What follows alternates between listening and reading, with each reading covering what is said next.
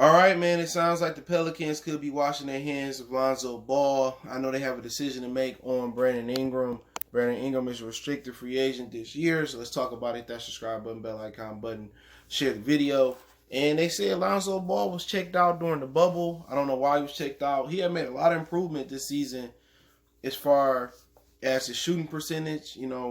I guess he still was dealing with knee injuries, and when he was dealing with his knee injury, he still wasn't the best. And once he got over the knee injury and he started getting out there and running and gunning with Ingram and Zion, he was really doing real good. And since in the bubble, you're going to have players who's going to struggle. You know what I'm saying? The bubble isn't going to be indicative or represent what a player going to be from here on out. It's been a lot of guys that's been hot during the bubble. Damian Lillard has been unusually hot during the bubble. He heats up every now and again in the regular season. And T.J. Warren has been a guy that's been hot during the bubble. Devin Booker has been hot during the bubble. Will those guys carry that on, and if the NBA goes back to its regular format on a consistent basis? Probably not. Maybe Booker kind of found the key and found his role on Denver with Monty Williams mentoring him. But you're going to have some players that's going to struggle in the bubble. Not everybody going to do good in the bubble. And with Lonzo Ball, they said he just seemed checked out. And I don't know what that was about. It's a lot of players dealing with a lot of different things. Baby mama issues, maybe it's concerned about COVID, but he did not play well in the bubble. But this season, he played pretty well once he kind of got over that lingering knee injury, and his shoot numbers was up, his confidence was up, he was going to the rack. And I see the talent there, but, some people just ain't gonna like him because of his daddy. You know what I'm saying? And that's sad when people put other people's dislike and disdains on their sons or on their family members, on other people. And it happens sometimes. Somebody could really, or fans can make you really dislike somebody in the sports world.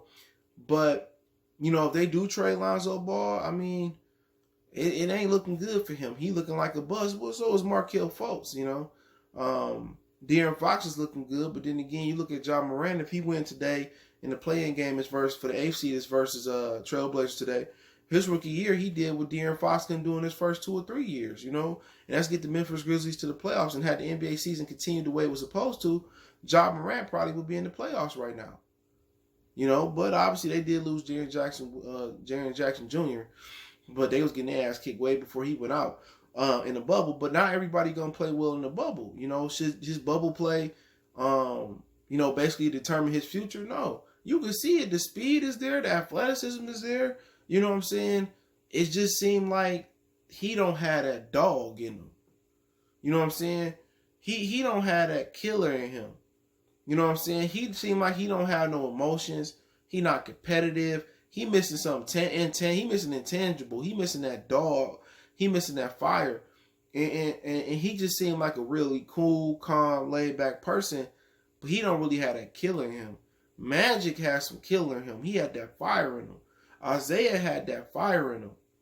You know what I'm saying? And, he just don't have that edge. At least in the bubble now. Could he be dealing with some baby mama issues or some family issues? Probably so. His brother the one, though. His brother got that dog in him. His brother got that killer in him. LaMelo, he got that intangible. He got that little bit of fuck LeVar in him. You know what I'm saying? Like, him and LeVar be going, he probably be like, man, you know what I'm saying? Lonzo don't have that dog in him. He ain't gonna fight back. He ain't gonna revolt. He ain't gonna get angry. He ain't gonna get no, you talk to him, he ain't gonna get no spark. He just one of those emotionless dudes. You know what I'm saying? And, and that could be his downfall, but I wouldn't give up on him right now.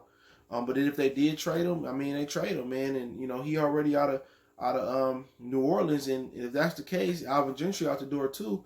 You would think you want to see if they do hire Jason Kidd, and it's another guy that's in the running for the job. It's Jason Kidd, and I can't remember who the other guy was. I said it the other day to replace Alvin. Ty Lue.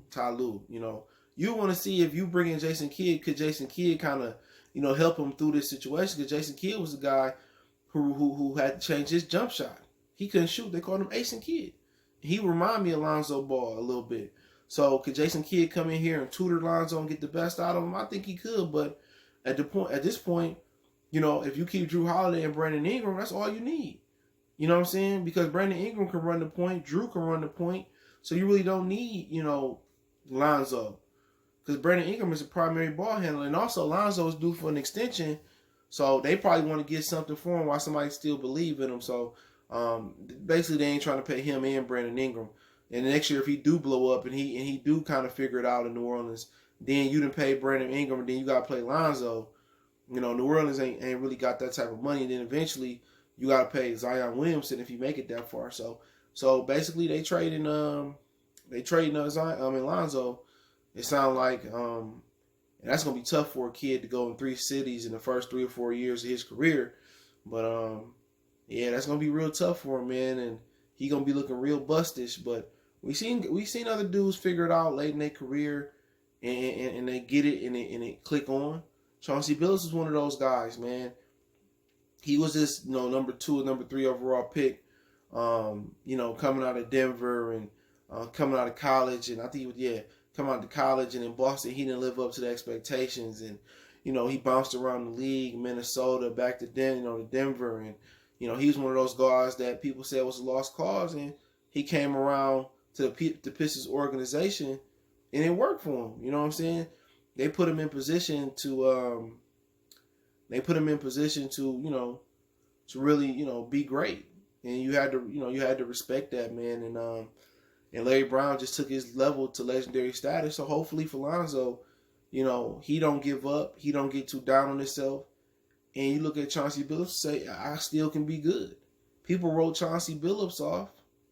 You know what I'm saying? And Chauncey, still could be good. You know what I'm saying? Like, if Chauncey could do it, then I can do it. We both was top 3 or 2 picks in the draft, and he reinvented his game, and now he goes on, to be a legend, man. So for Lonzo, I would just keep my head up, keep practicing. He had a lot of improvements this year once his knee healed.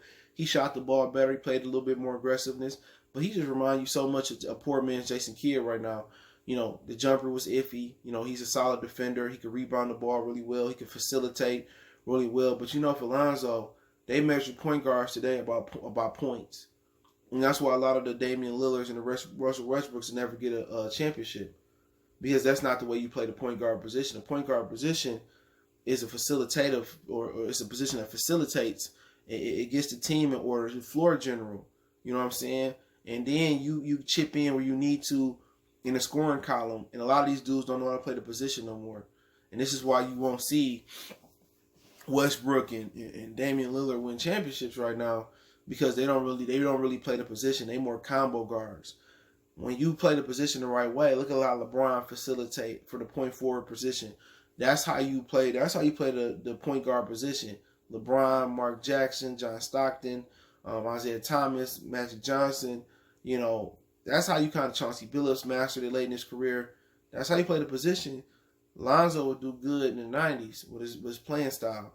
But right now, when you measure by points per game and how many shots you put up and make and 3-pointers, he just was born in the wrong era right now. But he can fix it. I still believe he got a chance to be a really good player, and we'll see what happens if he does get moved again. But let me know what you guys think. Don't forget me on Facebook, Instagram, Twitter. Reach out if you got business question, inquiry, sponsorship, video requests. Keep sharing the videos. Don't forget, you want to make a donation, Cash App, PayPal information in the description. Best way to donate is share the video. Check our NBA Talk playlist for more videos like this. We gone.